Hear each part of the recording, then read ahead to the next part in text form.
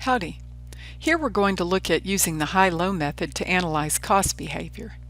We're going to look at an example where we're given 6 months of data, we're given the machine hours used, and the power cost. So apparently this company believes that power cost is driven by machine hours. We're going to round to calculations to 2 decimal places and use high cost and activity if necessary when calculating fixed cost. These instructions are here just in case there is a rounding error. Alright, we're going to need to know our high cost and our low cost. High cost $32,000, low cost $15,000. We'll also need to know our high and low activity, which is 10,000 hours and 3,500 hours. We can use this information then to plug into the high-low method formula for calculating the variable cost. Alright, so to find the variable and fixed components in question 1, the variable cost per machine hour will be $32,000 minus $15,000. That's high cost minus low cost.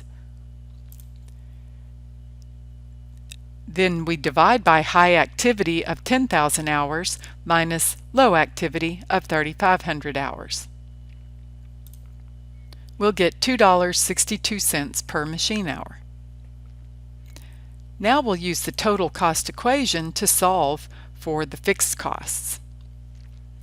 And it said that we should base it on our high cost and activity. So our high cost is $32,000 and our high activity is 10,000 machine hours. So our formula will look like this. Total cost $32,000. The variable component will be $262 per machine hour times 10,000 hours, and the balance will be our fixed costs. The variable component is $26,200 and the total cost is $32,000, so that leaves fixed cost of $5,800. Now it is important to ask yourself, is this fixed cost going to occur every day, every week, every quarter, every year? And the answer, of course, is every month because we used monthly data. So that is our fixed cost each month.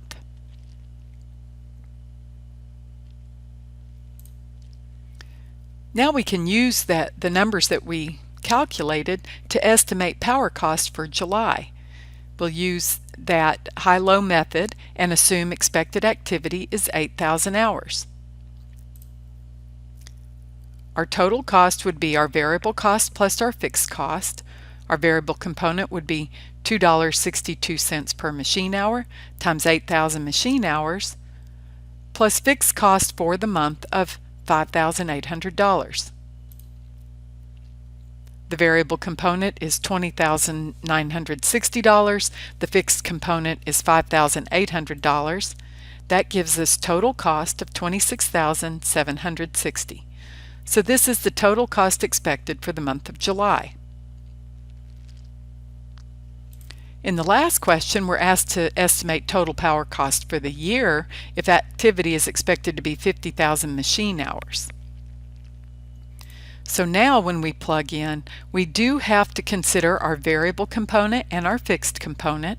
Our variable component will be $2.62 per machine hour times 50,000 machine hours. But take a look at the fixed component. We had to factor in that the $5,800 is each month, and for a year you're going to have 12 months.